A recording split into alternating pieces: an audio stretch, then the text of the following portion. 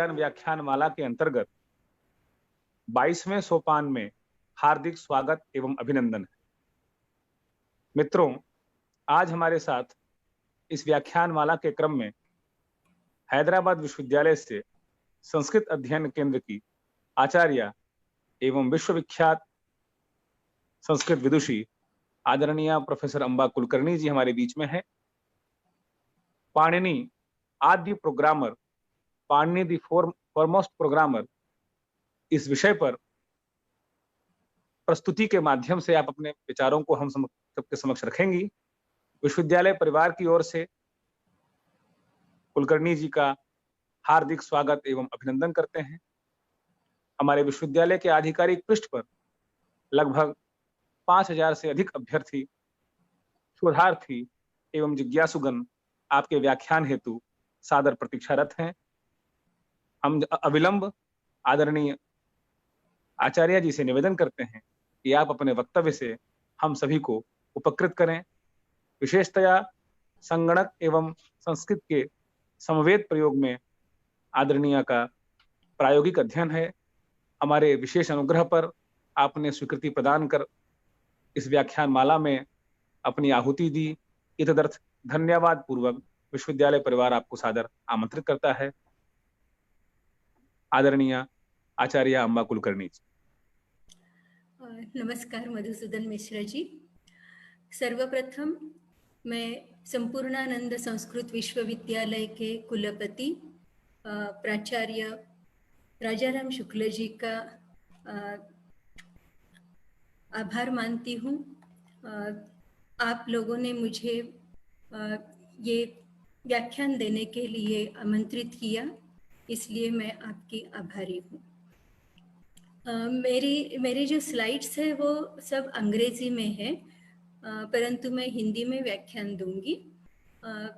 कभी कभी बीच में शायद कुछ अंग्रेजी शब्दों का प्रयोग हो सकता है, परंतु मैं जितना हो सके, संभव हो सके, उसको हिंदी में ही बोलने का प्रयास करूंगी। तो आज का मेरा विषय है Panini the foremost programmer. Panini एक आद्य प्रोग्रामर। तो सर्वप्रथम मैं एक जो हमारे मन में जो एक गलत धारणा बनी है उसको मैं पहले उसके बारे में कुछ कहना चाहती हूँ। संस्कृत जगत में एक गलत धारणा बन गई है कि Sanskrit is the best language for computer programming. और ये गलत धारणा बनी कैसे? तो उसके पीछे ये पेपर है रिक ब्रिक्स का, knowledge representation in Sanskrit and artificial intelligence. Rick Briggs एक नासा में साइंटिस्ट थे उन दिनों में, 1985 में, जब उन्होंने ये पेपर लिखा जो AI मैगजीन में पब्लिश हो चुका है। तो उसमें उन्होंने क्या कहा था, थोड़ा सा मैं उसका एब्स्ट्रैक्ट से कुछ वाक्य बताती हूँ।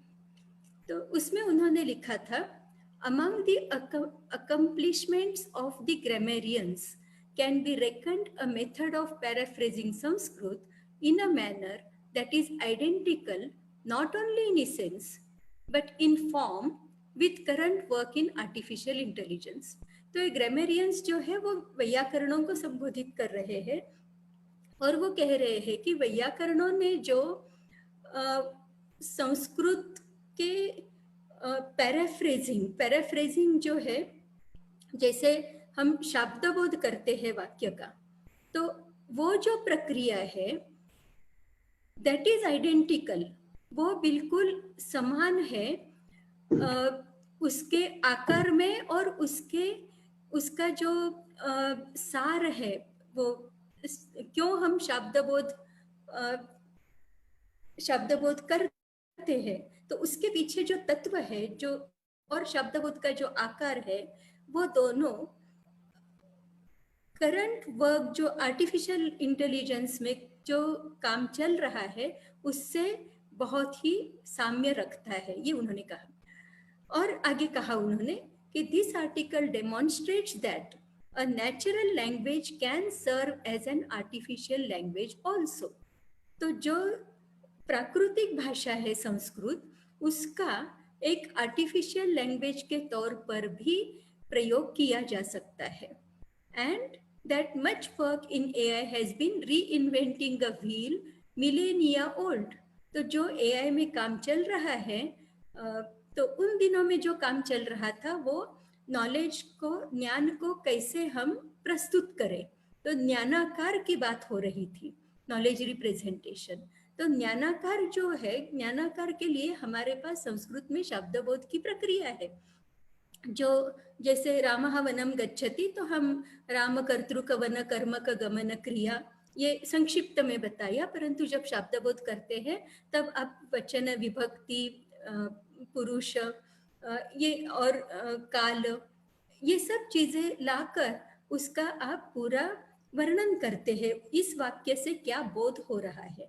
तो वो ज्ञान का आकार जो है, जो बोध हो रहा है, जो ज्ञान हो रहा है, उसका आकार जो है वो ही नॉलेज रिप्रेजेंटेशन है।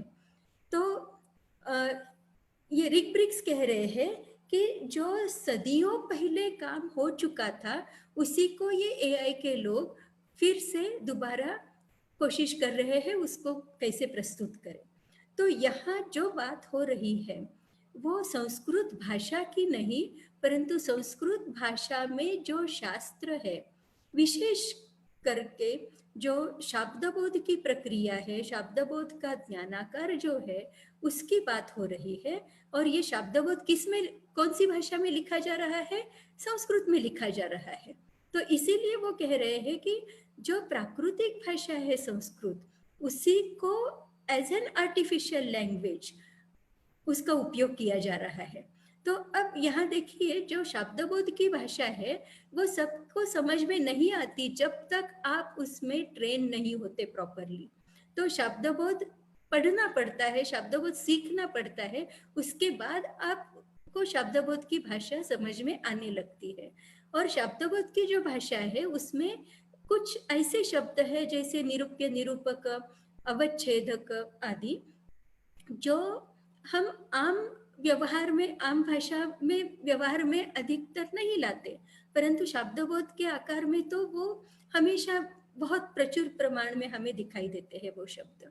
तो कहने का ये तात्पर्य है कि संस्कृत में ही कुछ आर्टिफिशियल लैंग्वेज का उपयोग किया गया कई सदियों पहले, और वो जो आर्टिफिशियल लैंग्वेज है जिसमें संस्कृत शब्दों का उपयोग हुआ है, वो भाषा और वो जो तंत्र ज्ञान है, वो जो एक टेक्निक है, वो उपयोगी है AI के लिए। तो मैं समझती हूँ कि आप लोग अब समझ गए हैं कि संस्कृत ये कंप्यूटर प्रोग्रामिंग के लिए बेस्ट लैंग्वेज नहीं है, परंतु संस्कृत में जो शास्त्र है, विशेष करके जो शब्दबोध प्रक्रिया के लिए जो शास्त्र है, वो शास्त्र यहाँ उपयोगी है। तो एक्चुअली हमें दूसरा एक उदाहरण भी मिलता है संस्कृत का आर्टिफिशियल लैंग्वेज के तौर पर जो उपयोग किया गया है उसमें, वो है पाणिनि ग्रामर की भाषा। आपने जो संस्कृत जानते हैं, जो जिन्होंने पाणिनि की अष्टाध्यायी पढ़ी है, उन्होंने देखा होगा कि पाणिनि ने कुछ ऐसे सूत्रों का उपयोग किया है जिसको परिभाषा सूत्र कहते हैं। तो ये परिभाषा सूत्र क्या है? तो ये सूत्र जो है पाणिनि के ग्रामर में, पाणिनि के अष्टाध्यायी में जो बाकी सूत्र है, उन सूत्रों का अर्थ लगाने में इनकी सहायता होती है। तो एक दृष्टि से वो मेटा लैंग्वेज है। तो ये जो मेटा लैंग्वेज पाणिनि ने बनाई वो भी आर्टिफिशियल है। जैसे तस्मिनिति निर्दिष्टे पूर्वस्य जब आप कहते हैं, तो वहां सप्तमी विभक्ति का प्रयोग किसी विशेष तौर पे किया गया है। तो वहां सप्तमी जो है वो अधिकरण के अर्थ में नहीं है। तो पाणिनि ने क्या किया, भाषा में जो अलग अलग विभक्तियां है उन्हीं को एक अलग उसका अर्थ देकर एक कृत्रिम भाषा का निर्माण किया, और उस कृत्रिम भाषा में पाणिनि ने व्याकरण लिखा है। और वैसे ही जैसे मैंने शब्दबोध का कहा, शब्दबोध में भी हम एक विशेष कृत्रिम संस्कृत का उपयोग करते हैं। तो ये दोनों जो है उदाहरण है कृत्रिम भाषा के, जो हमारे यहाँ हजारों सालों से जिनका उपयोग हो रहा है। तो यहाँ मैं एक बात कहना चाहती हूँ कि भारत का, यदि मुझे पूछेंगे कि यूनिक कंट्रीब्यूशन क्या है, आजकल सब लोग कहते हैं यूनिक सेलिंग पॉइंट, तो वैसे यूनिक कंट्रीब्यूशन क्या है जगत में भारत का, तो मैं कहूँगी कि जो भाषा के द्वारा भाषा का कम्युनिकेशन के लिए जो प्रयोग है और उसकी जो थियरी बनी है, वो भारत का एक यूनिक कंट्रीब्यूशन है। आप पूरे जगत की कोई भी सभ्यता लीजिए, कहीं भी आपको भाषा पर इतना अध्ययन, गहरा अध्ययन दिखाई नहीं देगा। गणित आपको मिलेगा, ग्रीक में भी है, भारत में भी है, चाइना में भी है। या शास्त्र लेते हैं तो विविध प्रकार के शास्त्र अलग अलग जगत में उनका उद्भव हुआ है या उसके ऊपर काम किया गया है, परंतु भाषा के ऊपर जो जितना गहन अध्ययन भारत में हुआ है, वैसा कहीं भी आपको जगत में नहीं दिखाई देगा। और ये जो भाषा का अध्ययन है, ये आजकल जो नेचुरल लैंग्वेज प्रोसेसिंग अथवा लैंग्वेज टेक्नोलॉजी, इसका जो हम उपयोग करते हैं, उसमें इसका बहुत ही महत्वपूर्ण योगदान हो सकता है। और ये जो भाषा के ऊपर हमने जो पूरा हमारा जो चिंतन है, ये बात हमारे भारत की जो भारत के जो दर्शन है, इंडियन फिलोसफी, वहाँ भी आपको दिखाई देगी। यदि आप वेस्टर्न फिलोसफी देखेंगे तो वहाँ पूरा वो मैथमेटिकली ओरिएंटेड है। और इसीलिए इंगल्स ने कहा था, the mathematical method is characteristic of much of western philosophy, whereas the grammatical method is characteristic of much of Indian philosophy. तो और इससे मुझे और एक बात याद आ रही है, मैं भी थोड़ी देर में मैं कहूँगी, शायद नेक्स्ट स्लाइड में मुझे वो मैंने इंक्लूड भी किया है।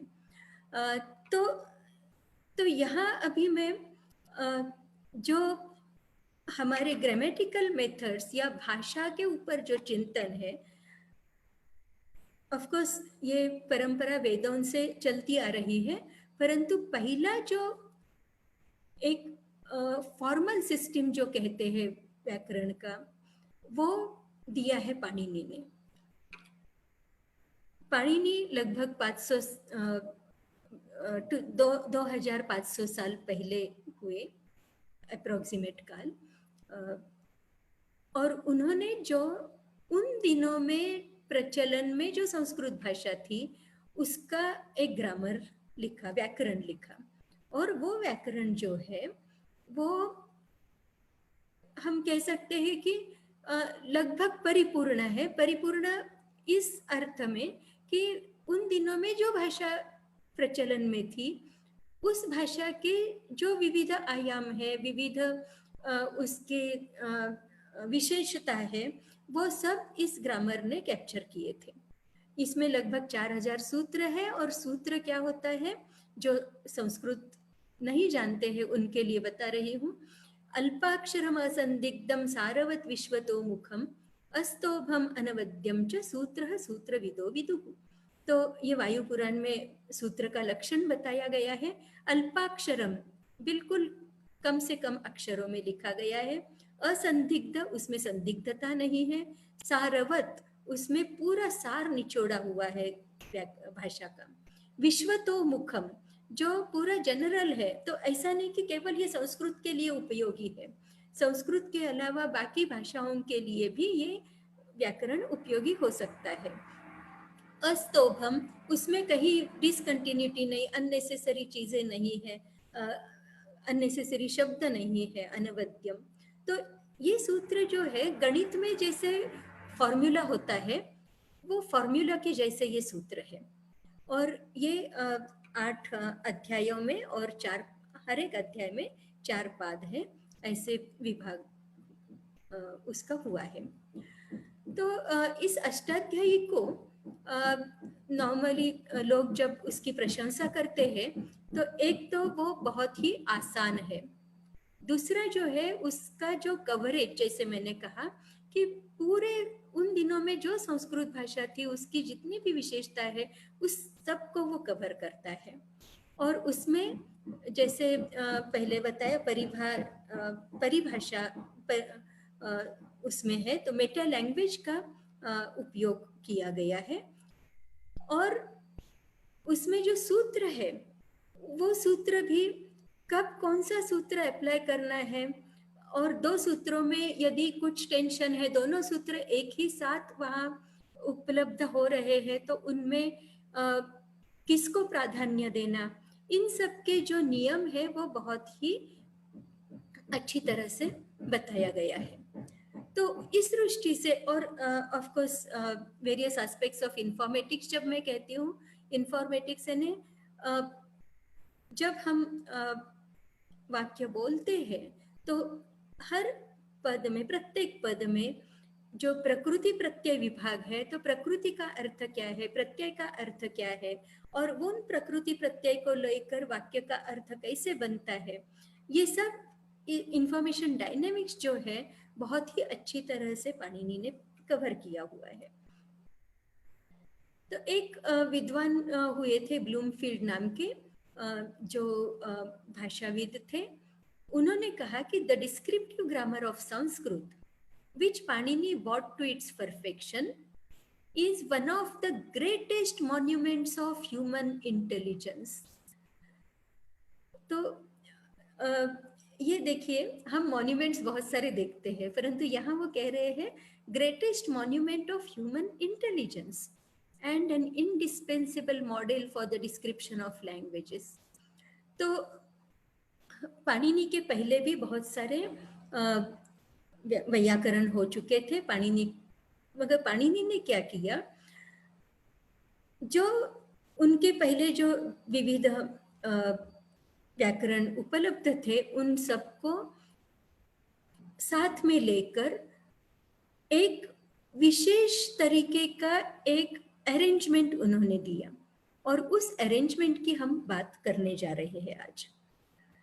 और एक कोटेशन में देना चाहती हूँ प्रोफेसर जेरार्ड ह्यूएट, जो कंप्यूटर साइंटिस्ट है, और आज से बिल्कुल 13 साल पहले उन्होंने, जब सिंपोजियम हुआ था संस्कृत कंप्यूटेशनल लिंग्विस्टिक्स का, तब उन्होंने कहा था not only Panini was by far the first linguist, तो वो तो भाषाविद तो थे ही, but I claim he was the first इंफॉर्मेटिशियन।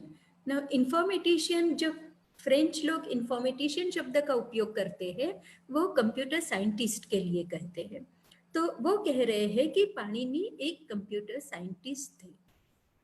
मैं कंप्यूटर प्रोग्रामर कह रही हूँ, एक्चुअली वो कंप्यूटर साइंटिस्ट का दर्जा दिया है, और ये कंप्यूटर साइंटिस्ट जो उनको इतना दर्जा दे रहे हैं वो स्वयं, उन्होंने स्वयं एक भाषा कंप्यूटर प्रोग्रामिंग लैंग्वेज का निर्माण किया, और थ्योरम प्रूविंग मशीन्स जो कहते हैं, जैसे हम स्पेसक्राफ्ट वगैरह जब छोड़ते हैं तो उसके पहले हम लैब में टेस्टिंग करते हैं पूरा कि ये सब ठीक चलता है या नहीं, तो ये प्रूफ जो है देखना कि हमने जो प्रोग्राम्स लिखे हैं वो सब ठीक ठाक है या नहीं, जो सिमुलेशन वगैरह करना, तो उसके लिए एक थ्योरम प्रूविंग मशीन होती है, थ्योरम प्रूवर होता है, उसका भी निर्माण उन्होंने किया। और उनके इस कंट्रीब्यूशन के लिए एसोसिएशन ऑफ कंप्यूटिंग मशीनरी ने उनको 2 अवार्ड्स दिए, एक भाषा जो कंप्यूटर प्रोग्रामिंग लैंग्वेज जो उन्होंने निर्माण की उसके लिए, और वैसे ही ये थ्योरम प्रूविंग मशीन जो बनाई उसके लिए। तो ऐसे ये साइंटिस्ट कहते हैं कि पाणिनि जो है वो फर्स्ट इंफॉर्मेटिशियन यानी फर्स्ट कंप्यूटर साइंटिस्ट थे।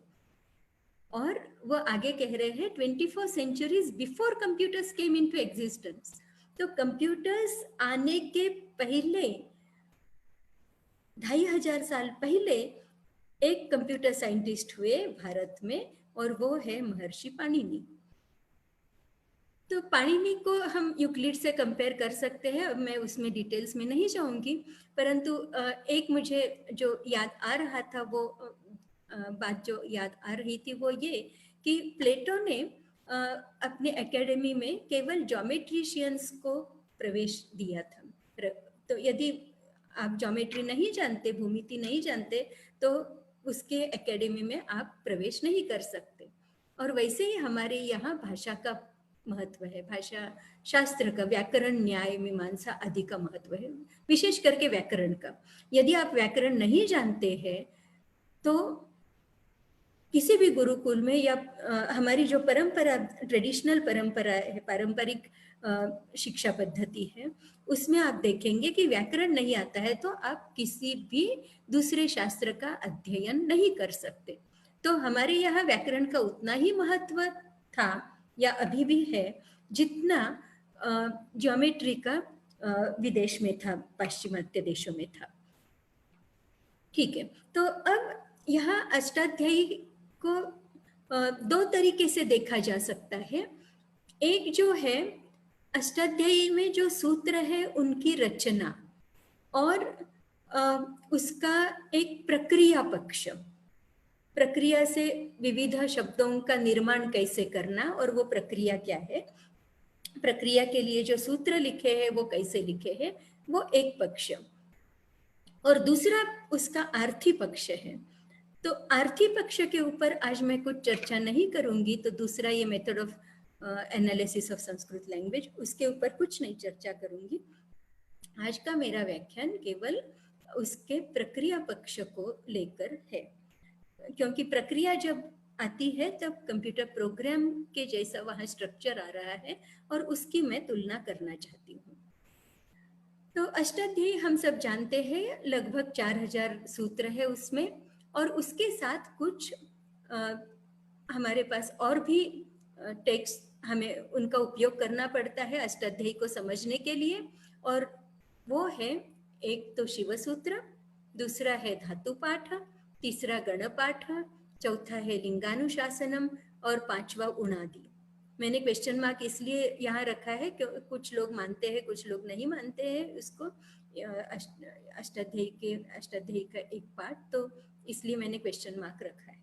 तो अब ये अष्टाध्यायी क्या है, तो अष्टाध्यायी में एक तरह से विधि दी हुई है शब्दों का निर्माण करने की, अथवा जो वक्ता को कुछ बोलना है तो उसके विचारों को शब्दों के माध्यम से कैसे व्यक्त करे, उसकी जो प्रक्रिया है पूरी, वो पूरी प्रक्रिया अष्टाध्यायी में सूत्र रूप से दी गई है। तो ये प्रक्रिया जो है वो अल्गोरिथम के जैसा है। अल्गोरिथम क्या है? अल्गोरिथम यानी एक स्टेप बाय स्टेप प्रोसेस। कोई भी गणित का कोई प्रश्न है, उसको यदि हमें सुलझाना है तो उसमें एक स्टेप बाय स्टेप प्रोसीजर होती है, उसको अल्गोरिथम कहते हैं। तो यहाँ हमें अष्टाध्यायी में कुछ अल्गोरिथम्स मिलते हैं, और उसके साथ ये शिवसूत्र, धातुपाठ, गणपाठ आदि जो है ये डेटा स्ट्रक्चर्स हैं। कुछ डेटा है, कुछ डेटा स्ट्रक्चर्स हैं। और यहाँ मुझे एक बात याद आ रही है, algorithms plus data structures equal to programs, इस नाम की एक पुस्तक निकोलस वर्थ ने लिखी थी, जिन्होंने कंप्यूटर प्रोग्रामिंग सिखाने के लिए नई भाषा का निर्माण किया था, पास्कल नाम की भाषा का। और इस भाषा का नाम था पास्कल, जिसके ऊपर जो पुस्तक लिखी उन्होंने, उस पुस्तक का टाइटल था algorithms plus data structures equal to programs. तो यहाँ आप देख रहे हैं अष्टाध्यायी को मैं कंप्यूटर प्रोग्राम क्यों कह रही हूँ, क्योंकि अष्टाध्यायी में मुझे यहाँ एल्गोरिथम्स दिख रहे हैं, उसके साथ जो अलग अलग ये डेटा स्ट्रक्चर्स हैं, शिव सूत्र, धातुपाठ आदि, वो डेटा स्ट्रक्चर्स के जैसे दिख रहे हैं, और ये दोनों मिलके एक प्रोग्राम बन रहा है। और वो प्रोग्राम किसके लिए है? हमारे जो वक्ता बोलना चाहता है अपनी अभिव्यक्ति करना चाहता है शब्दों के माध्यम से, अपने विचारों की अभिव्यक्ति शब्दों के माध्यम से करना चाहता है, उसको वो जो प्रक्रिया है विचारों को शब्दों में परिवर्तन करने का, इस प्रक्रिया का एक मॉडल पाणिनि ने दिया है। अब यहाँ हम ये नहीं कह रहे हैं कि ऐसी ही प्रक्रिया हमारे मस्तिष्क में होती है, परंतु हम ये कह रहे हैं कि इसका जो मॉडल पाणिनि ने दिया वो कंप्यूटर के लिए उपयोगी ऐसा एक ये मॉडल है। और वो मॉडल उन दिनों में इसलिए दिया था क्योंकि वेदों को सुरक्षित रखना था। अब उसमें मैं डिटेल्स में नहीं जाऊंगी क्यों पाणिनि ने व्याकरण की रचना की, परंतु यहाँ अब मुझे इन दोनों में साम्य दिखाई दे रहा है कि प्रोग्राम जो है एल्गोरिथम और डेटा स्ट्रक्चर, और यहाँ हमें अष्टाध्यायी और विविध सूची या जो धातु पाठ गण पाठ वगैरह है उसमें वो डेटा या डेटा स्ट्रक्चर्स मिल रहे हैं। तो अब यहाँ मैं सभी डेटा स्ट्रक्चर्स की बात नहीं करूंगी, केवल एक डेटा स्ट्रक्चर जो शिव सूत्र है उसकी बात करती हूँ। हमें हमारा जो अल्फाबेट है वर्णमाला, उसमें इसका जो अरेंजमेंट है वो हम सब जानते हैं कितना शास्त्रपूर्ण है, परंतु पाणिनि को इस अरेंजमेंट के अलावा और किसी अरेंजमेंट की आवश्यकता पड़ी। और वो क्यों? तो जब पाणिनि संधि के नियम वगैरह बता रहे थे, उनको संधि के नियम बनाने थे, तो उन्होंने ये देखा कि उनको ये जो वर्णमाला है उस वर्णमाला के अलग अलग अक्षरों की या अलग अलग अक्षरों के गुटों की आवश्यकता पड़ रही है। अब केवल कंठ्य है या तालव्य है, मूर्धन्य है, तो उनके लिए तो नाम है, क ख ग घ ञ की जरूरत पड़ रही है तो उसके लिए नाम है, परंतु उनको जो जरूरत पड़ रही थी वो किसकी? तो कभी उनको केवल सभी स्वर ही चाहिए, कभी केवल व्यंजन चाहिए, चलिए इनके लिए तो नाम है स्वर और व्यंजन। कभी उनको स्वर चाहिए, उसके बाद अंतस्थ और अनुनासिक चाहिए, कभी केवल ब ग ड द ये 4 ही वर्ण चाहिए, या भ घ ढ द ये 4 वर्ण चाहिए। तो ऐसे अलग अलग गुटों की उनको आवश्यकता पड़ रही थी। यहाँ मैं एक उदाहरण देना चाहूंगी। मान लीजिए आप कोई कार्यक्रम का संयोजन कर रहे हैं और आप उसके सूत्रधार हैं और आपके पास लगभग 40 लोग हैं जो वॉलेंटियर्स हैं, वो आपको मदद कर रहे हैं। अब कोई भी कार्यक्रम करना है तो उसमें हमें अलग अलग काम करने के लिए अलग अलग ग्रुप्स की आवश्यकता होती है। जैसे मान लीजिए आप कोई सोशल गैदरिंग का काम वो आयोजन कर रहे हैं, तो फिर उसमें आपको पूरा स्टेज का अरेंजमेंट देखना है। दूसरा कोई एक ग्रुप होगा जो विविध प्रोग्राम्स जो है उनको उनके बारे में सोचेगा, कोई एंकर कौन कर रहा है और वो उसके लिए कुछ सामग्री जुटानी और उसके लिए कुछ लोगों की आवश्यकता पड़ेगी। तो विविध प्रकार के इस तरह के काम होते हैं। और मान लीजिए आपके पास 40 ऐसे विविध काम है और 40 वॉलेंटियर्स हैं। ऐसा नहीं कि एक एक को आप एक एक काम सौंपते गए, कभी कभी 4-5 लोगों की आवश्यकता पड़ेगी एक काम के लिए, कभी 10 लोगों की आवश्यकता पड़ेगी एक काम के लिए, कभी कोई काम होगा जो केवल 2 लोग कर सकते हैं। तो अब ऐसे 40 यदि ग्रुप्स बनाने हैं 40 लोगों के, और आप सूत्रधार है, आपको ये पूरा याद रखना है कि कौन से ग्रुप में कौन कौन वॉलेंटियर्स है। तो हो सकता है आप 40 बाय 40 का एक टेबल बनाएंगे, रोज और कॉलम्स उसमें रख के, और उसमें आप टिक मार्क करेंगे ये मेरा ग्रुप है और ये व्यक्ति है, ये व्यक्ति इस ग्रुप में है, दूसरा व्यक्ति इस ग्रुप में है। इस तरह के कुछ आप रिप्रेजेंटेशन रखेंगे। तो मान लीजिए ऐसे रखना है, वो मस्तिष्क में तो नहीं रह सकता। हो सकता है ठीक है आपने कागज पे लिखा, कागज पे देखते गए, परंतु उन दिनों में जो ये पूरी अध्ययन परंपरा थी वो मौखिक थी। तो पाणिनि को अब ऐसे कोई डेटा स्ट्रक्चर की आवश्यकता पड़ रही थी जिससे ये जो नाम है वो नाम ग्रुप के ऑटोमेटिक आ जाए और साथ में उस ग्रुप में कौन कौन व्यक्ति है वो भी पता चले। तो दो तरीके के उसमें क्वेश्चंस थे। तो पाणिनि ने क्या किया? अब पाणिनि ने क्या किया उसके पहले थोड़ा सा बताती हूँ। ये जो सेट्स थे, यदि गणित की भाषा में कहे तो ये पार्शियली ऑर्डर्ड सेट्स थे। पार्शियली ऑर्डर्ड यानी क्या? संच जो है, एक संच है और दूसरा संच एक के अंदर एक आ रहा है, ये एक तरीका। दूसरा, इन दोनों में कुछ साम्य है और कुछ भेद है, तो कुछ ओवरलैप हो रहा है, ये दूसरा तरीका। और हो सकता है दोनों बिल्कुल भिन्न है।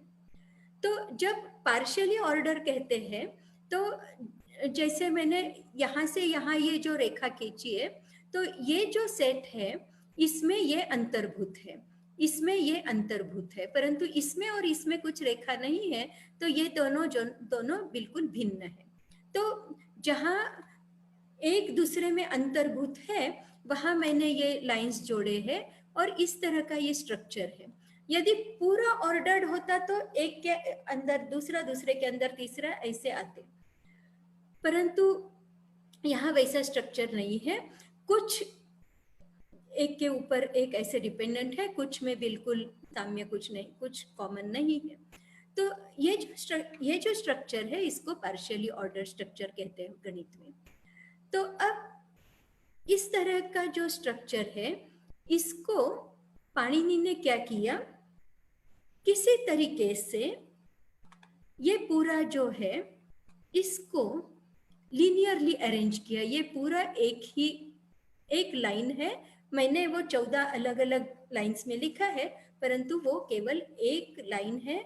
और ये लाल जो है बीच में, मान लीजिए वो कुछ गांठ है बीच बीच में, तो ये गांठ बताती है। तो एक मान लीजिए रस्सी है, रस्सी के ऊपर कुछ मार्क्स लगे हुए हैं और बीच बीच में कुछ गांठें हैं। तो ये गांठ बताती है कि यहाँ एक जो संच है वो पूरा हो गया, दूसरी गांठ बताती है कि यहाँ तक दूसरा खत्म हो गया, और इस तरह से। ओके, तो अब ये जो डेटा स्ट्रक्चर है इसमें उन्होंने अब क्या किया, जैसे मान लीजिए वॉवेल सभी मुझे केवल स्वर चाहिए, तो अ ई उ ऋ ए ओ आई औ, ये सब स्वर है और उसका नाम उन्होंने दिया अ और च। तो अच, अच में सभी स्वर आ गए। या दूसरा है ये खर है, ख फ छ ट त च ट त क प श श स र, ये र है। तो खर जो है इसमें ये सब वर्ण आ गए। इस तरह से नाम देने की उन्होंने एक नई प्रक्रिया भी बताई। तो दो काम किए इस डेटा स्ट्रक्चर ने। एक तो जो पार्शियली ऑर्डर्ड थे उनको एक लीनियर अरेंजमेंट दिया, और दूसरा उनके अलग अलग हिस्सों को नाम देने का उन्होंने एक तरीका दिया। अब प्रश्न ये है कि पाणिनि को ये अरेंजमेंट मिला कैसे? पाणिनि ने जो व्याकरण दिया है, अष्टाध्यायी दी है, उस अष्टाध्यायी में तो कुछ प्रीफेस वगैरह नहीं है, और कमेंटेटर्स जो है उन्होंने भी उसके ऊपर, भाष्यकारों ने कुछ बताया नहीं है कि ये अरेंजमेंट मिला कैसे पाणिनि को। एक कथा बताते हैं कि पाणिनि मनन कर रहे थे, चिंतन कर रहे थे इसके ऊपर, और फिर शिवजी आए, शिवजी ने डमरू बजाया और उस डमरू से जो स्वर निकले हैं वो ये है। तो इस तरह से जैसे हम सुनते हैं रामानुजन के बारे में भी कि रामानुजन के सपने में देवी आती थी और देवी जो है वो उनको उसका जो सॉल्यूशन है प्रॉब्लम का वो दे के जाती थी। तो यहाँ एक्चुअली हुआ ये है कि पाणिनि ने जो सोचा वो उन्होंने कहीं लिखित रूप से कहीं या वो रिकॉर्डेड नहीं है। उन्होंने जरूर इसके ऊपर काफी चिंतन मनन किया है and then he got this one. तो अब प्रश्न इसमें 2-3 आते हैं जो उन्होंने ये डेटा स्ट्रक्चर दिया। तो उस डेटा स्ट्रक्चर में आप देखेंगे कि ये ह जो है यहाँ अंतिम सूत्र में भी है और यहाँ भी पांचवे में ह य वर इसमें भी आपको ह दिखाई देता है। तो ह 2 बार क्यों उनको लेना पड़ा? वैसे ही अयुण और लण यहाँ 2 न क्यों लिए? इस तरह के काफी प्रश्न उद्भव होते हैं और उनके ऊपर काफी लोगों ने बाद में रिसर्च भी की है और ये जो सॉल्यूशन है ये ऑप्टिमल है या नहीं, या इससे बेहतर सॉल्यूशन हो सकता है क्या, इसके ऊपर भी लोगों ने बहुत चर्चा की है। तो अब मैं उस चर्चा में नहीं जाऊंगी क्योंकि थोड़ा सा ये एक दो वाक्यों में बताती हूँ। प्रोफेसर कार्डोना जो यूनिवर्सिटी ऑफ पेंसिल्वेनिया में कार्यरत थे, उन्होंने हिस्टोरिकल ग्राउंड्स के ऊपर प्रातिशाख्य वगैरह को लेकर उन्होंने इसका जस्टिफिकेशन देने की कोशिश की। प्रोफेसर स्टाल, इन्होंने भाषा शास्त्र के माध्यम से इसका स्वरूप बताया। प्रोफेसर किपार्स्की जो हार्वर्ड यूनिवर्सिटी में है, स्टैनफोर्ड यूनिवर्सिटी में है, उन्होंने लॉजिकली इसका एक्सप्लेनेशन दिया है। प्रोफेसर स्टाल हार्वर्ड में थे और प्रोफेसर पीटरसन एक कंप्यूटर साइंटिस्ट है, उन्होंने मैथमेटिकली इसको कैसे ये ऑप्टिमल है ये बताया है। तो अब इसमें मैं समय नहीं है इसलिए मैं इसके डिटेल्स में नहीं जाऊंगी। इसमें और भी बहुत सारी नई दूसरी चीज़ें हैं जो मैं बताना चाहूँगी और ये बहुत ही मैथमेटिकल हो जाएगा, इसलिए थोड़ा सा मैं स्किप करती हूँ। अब तो एक अभी तक जो मैंने बताया शिवसूत्र जो है वो एक डेटा स्ट्रक्चर है, नया डेटा स्ट्रक्चर पाणिनि ने दिया।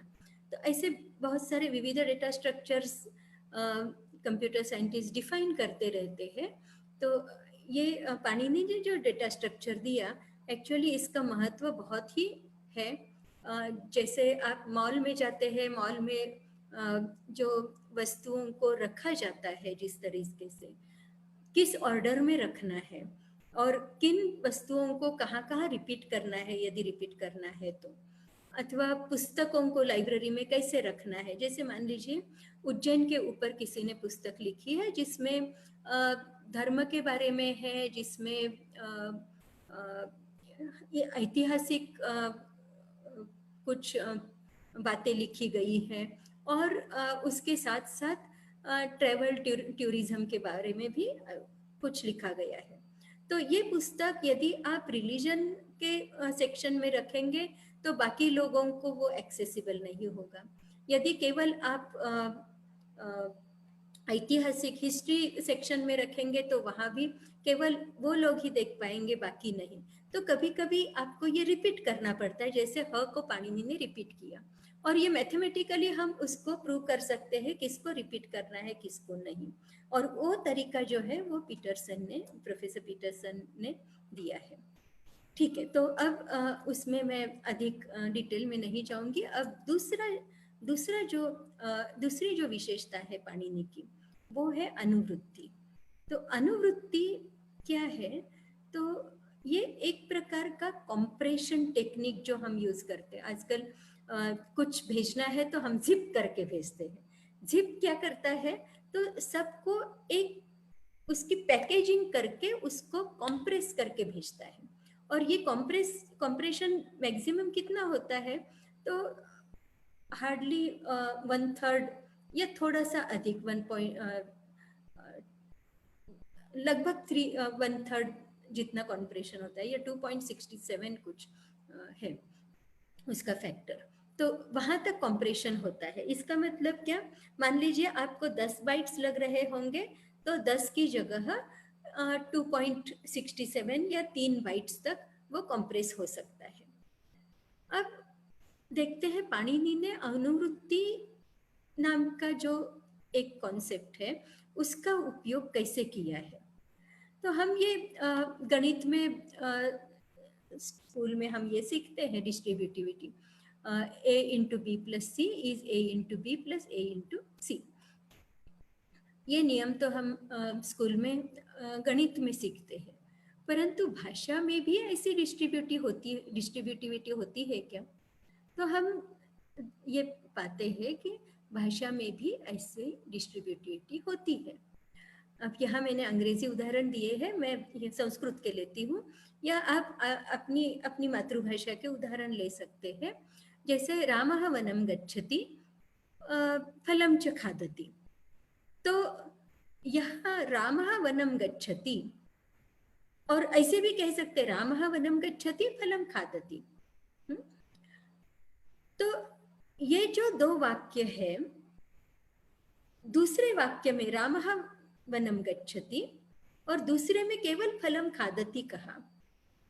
तो फलम खादति का कर्ता कौन है? राम ही है, जो पहले हम बोल चुके हैं, इसलिए हम उसको रिपीट नहीं करते, केवल हम फलम खादति या फलम च खादति कहते हैं। तो इसमें एक तरीके से डिस्ट्रीब्यूटिविटी ही हो रही है। जो राम है, यहाँ रामः वनं गच्छति फलं खादति, तो रामः वनं गच्छति रामः फलं खादति, इस तरह से उसको डिस्ट्रीब्यूट कर सकते हैं। और ये जो प्रॉपर्टी है भाषा की, इसको पाणिनि ने पकड़ लिया। एक उदाहरण के साथ ही मैं बताती हूँ।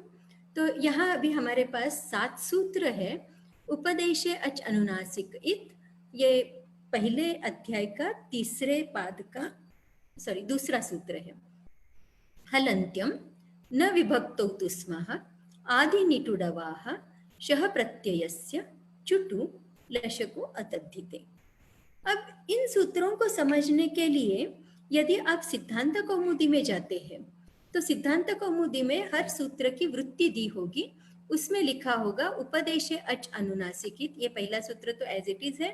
दूसरे में वो कहेंगे उपदेशे हलन्त्यम इत, उपदेशे हलन्त्यम न विभक्तौ तुस्मः इत, उपदेशे आदि निटुडवाः इत, एंड सो ऑन। तो अब यहाँ देखिए, ये उपदेशे जो है हर एक में रिपीट हो रहा है, इत हर एक में रिपीट हो रहा है। तो अब मैं इनको थोड़ा गणित की भाषा से बताऊंगी। उपदेशे को मान लीजिए हमने ए कहा, अच अनुनासिक को बी कहा, इत को सी कहा, हलन्त्यम को डी कहा है, न विभक्तो तुस्मा को ई, निटुडवाहा को जी, आदि को एफ। इस तरह से हमने इनको नाम दिए। अब मैं ये शब्द हटा देती हूँ और केवल एबीसी रखती हूँ। तो हमारे पास एबीसी, एडीसी, एडीईसी ये सब है। एडीसी और एडीईसी, एडीईसी में एडीसी आ गया तो इसको हटा भी सकते हैं, केवल एडीईसी लेती हूँ मैं। तो इनको हम इस तरह से लिख सकते हैं। और इसको यदि हम आगे थोड़ा सा सिंप्लीफाई करेंगे तो ए और सी कॉमन है, यहाँ बी है, यहाँ डीई है, यहाँ से एफ जो आगे सब में है तो एफ कॉमन ले लिया, ये जी रखा, यहाँ एच एक गलती हुई है मेरी, यहाँ एक ब्रैकेट यहाँ मिसिंग है, एच के बाद एक फिर ब्रैकेट आना चाहिए, आई जे और के ब्रैकेट कंप्लीट, और फिर ये पूरा हुआ है, यहाँ ब्रैकेट आ गया है वो। तो इसको हमने ऐसे लिखा। अब इसी को ये ए बी सी पहला है, दूसरे में डी और डी का ई एक छोटा पार्ट है आगे, ये एफ और जी यहाँ लिखा, एच और आई यहाँ लिखा, जे और के यहाँ लिखे। अब मैं A B C D E F G H I J K जो है उसको, जो एक के नीचे एक ऐसे अंदर लिखा था, उसको मैंने केवल एक लाइन में लिख दिया ABCDEFGHIJK। अब इन ABC वगैरह की जगह आप वो शब्द डालिए। A था उपदेशे, B और C थे अच अनुनासिक इत, D हलंत्यम था न विभक्तो तुस्मा। तो ये आपको पूरे पाणिनि ने जो सूत्र लिखे थे वो मिल गए।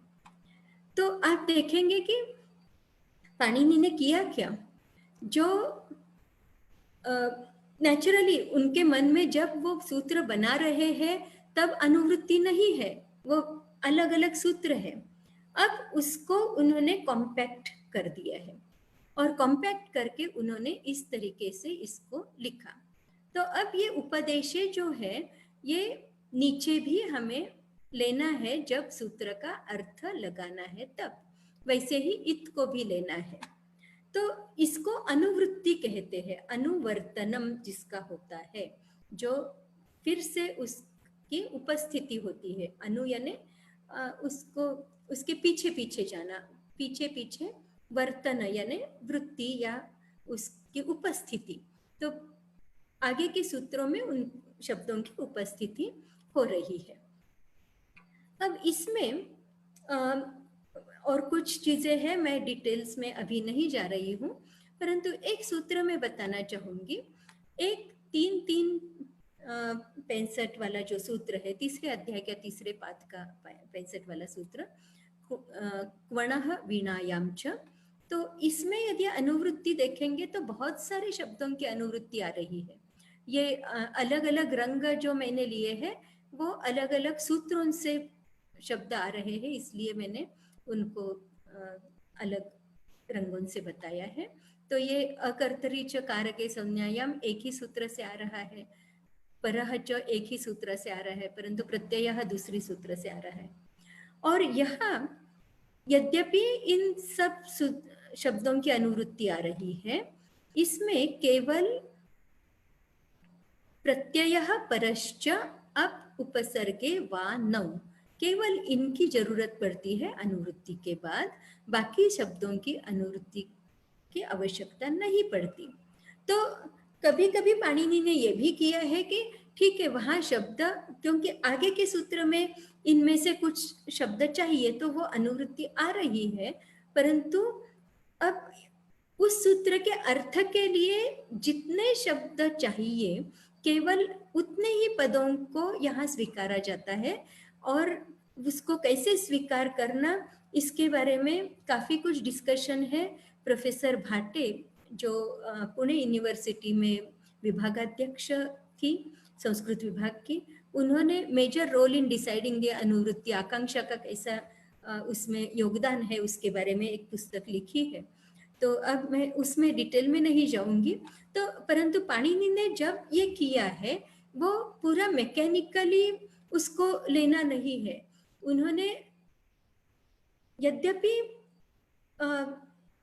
उसमें एक ब्रेविटी लाने का प्रयत्न किया, परंतु उसमें पाणिनि ने जो किया, पाणिनि ये जब काम कर रहे थे उनके मन में उनके सामने इसका उपयोगकर्ता जो है वो कंप्यूटर नहीं बल्कि एक मानव है, और वो मानव जो ये डिसाइड करने में सक्षम है कि इस पद की अनुवृत्ति यहाँ चाहिए या नहीं। मैकेनिकली यदि लेंगे तो इन सब शब्दों की अनुवृत्ति आएगी, परंतु इस पद की आवश्यकता यहाँ है या नहीं, इसका निर्णय लेने की क्षमता मानव में है। इसलिए उन्होंने यहाँ यद्यपि कुछ शब्द अधिक आ रहे हैं तो भी उनको उन्होंने अलाउ किया। उन शब्दों को फिर बाद में उनकी जरूरत पड़ रही थी इसलिए यहाँ आ रहे हैं, परंतु जब आप सूत्र का अर्थ लगा रहे हैं तब उनकी आवश्यकता नहीं है। तो यद्यपि ये पूरे एल्गोरिथम्स जब मैं कह रही हूँ वो लिखे हैं पाणिनि ने एल्गोरिथम के तौर पे, ये पूरा लिखा है, परंतु उसमें एक बात हमें याद रखनी है कि ये जब लिखा उन्होंने उनके सामने मानव मस्तिष्क है, न कि कंप्यूटर का, संगणक का मस्तिष्क। सीपीयू संगणक का नहीं है, मानव का सीपीयू उनके सामने है। अब इसमें एक बात में ये जो अनुवृत्ति की वो क्यों की, उसकी आवश्यकता क्यों पड़ी उनको, इसके बारे में कुछ बताती हूँ। तो मैंने कहा था कि लगभग 4000 सूत्र है, वो एक्चुअली 3984 सूत्र है। और यदि शब्द देखेंगे इनमें सूत्रों में, सूत्र बहुत ही छोटे छोटे हैं, उसमें 2 कभी 3 कभी एक ही शब्द का सूत्र है। तो टोटल जो 4000 सूत्र है उनमें शब्द संख्या जो है, पदों की संख्या जो है वो केवल 7000 है। अब मैं यदि सिद्धांत कौमुदी को यूज करती हूँ और अनुवृत्ति के साथ इन सूत्रों को लिखती हूँ तो ये 40,000 शब्द हो जाते हैं। अब थोड़ा इसको सोचिए, 7000 शब्द है और पाणिनि चाहते थे कि विद्यार्थी उस अष्टाध्यायी को पूरा कंठस्थ करे।